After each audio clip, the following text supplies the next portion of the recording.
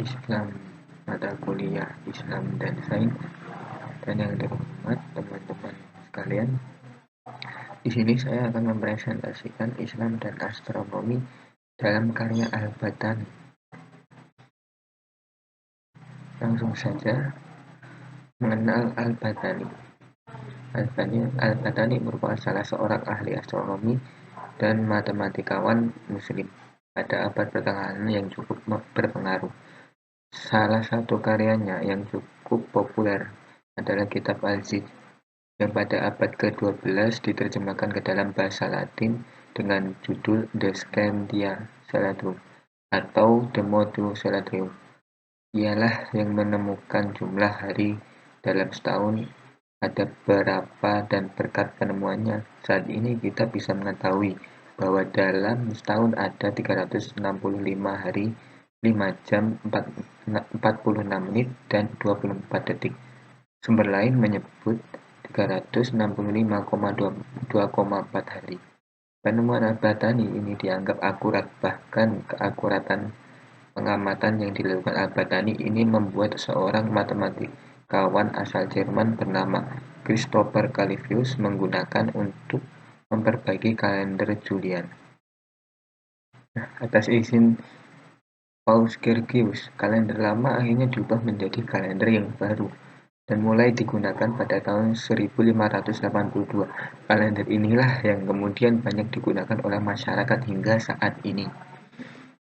Al-Batani juga memiliki hasil peneropongan gerhana bulan dan gerhana matahari yang dijadikan patokan oleh D'Anthony pada tahun 1749 Masehi tentang batas kecepatan bulan dalam satu abad, dan memberikan pencerahan yang sangat bagus melalui pencarian titik tengah bagi segitiga lingkaran.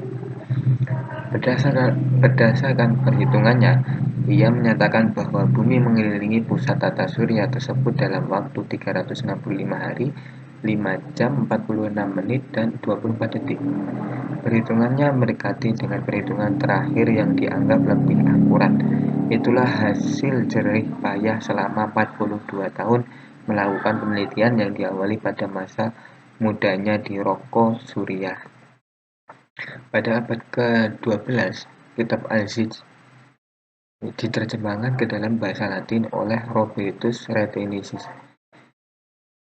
Pada abad ke-13, Raja Alfonso dari Spanyol kembali menerjemahkan kitab Al-Zij tersebut.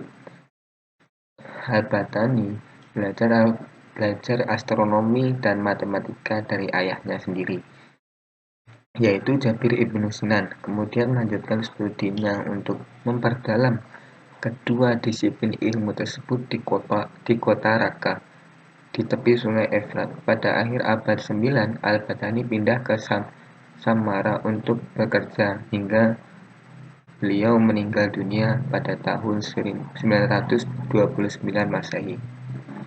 Dan yang selanjutnya, ayat-ayat yang berkaitan tentang astronomi. Yang pertama, surat Ar-Rahman ayat 7 yang berbunyi Bismillahirrahmanirrahim, wasama'a rafa'aha wa wada'al mizan, yang artinya, dan Allah telah meninggikan langit dan Dia telah meletakkan raja keadilan. Ar-Rahman ayat 7. Dan ayat selanjutnya adalah surat Al-Hajj ayat 65 yang berbunyi Alam taro annallaha sakhkhara lakum ma fil ardi wal fulka tajri fil bahri bi amri wa yumsiku sama'an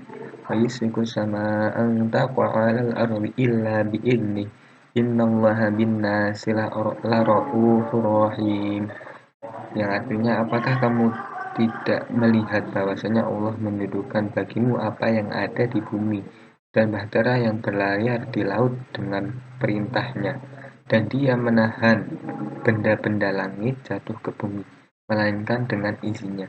Sesungguhnya Allah benar-benar Maha Pengasih lagi Maha Penyayang kepada manusia. Al-Hajj ayat 65. Nah, di sini dikatakan bahwa orang mengetahui bahwa menjauhkan benda-benda samawi dalam jarak-jarak yang sangat besar, dan sesuai dengan pentingnya benda-benda langit merupakan dasar daripada keseimbangannya.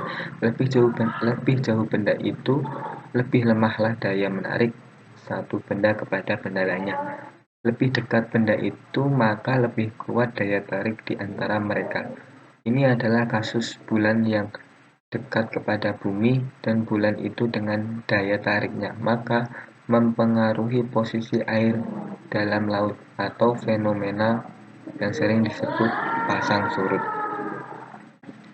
Nah, selanjutnya ada Quran surat Yasin ayat 40 yang berbunyi, Bismillahirrahmanirrahim. La syamsu yanbaghi laha an tudrikal qamara wa lailu sabiqun nahar wa kullun fi falakin yasbahun.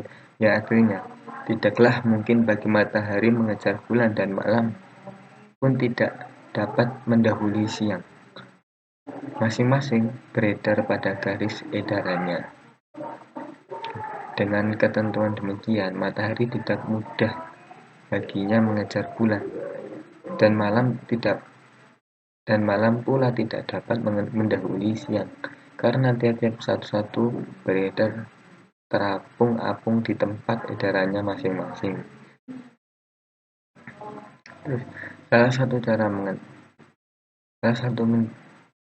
mengenal dan mendekatkan diri kepada Allah adalah dengan membaca dan merenungkan ayat-ayatnya yang terbentang di alam semesta. Dalam ayat ini Allah menyuruh manusia untuk merenungkan alam langit dan bumi. Langit yang melindungi dan bumi yang terhampar tempat manusia hidup. Juga memperhatikan pergantian siang dan malam. Semuanya itu penuh dengan ayat-ayat dan tanda-tanda kebesaran Allah Subhanahu wa Ta'ala. Menurut Ensiklopedia Pendidikan Sains dalam Al-Quran, astronomi dinyatakan sebagai kajian saintifik tentang semua objek sama ada dalam alam semesta, luar bumi atau dalam atmosfer antara objek-objek tersebut, seperti matahari, bulan, bintang, nebula, galaksi, planet, dan lain-lain yang ada di angkasa lepas. Dan sekian, terima kasih. Kurang lebihnya saya mohon maaf sebesar-besarnya jika ada tutur kata yang salah, mohon dibenarkan. Dan terima kasih. Wassalamualaikum warahmatullahi wabarakatuh.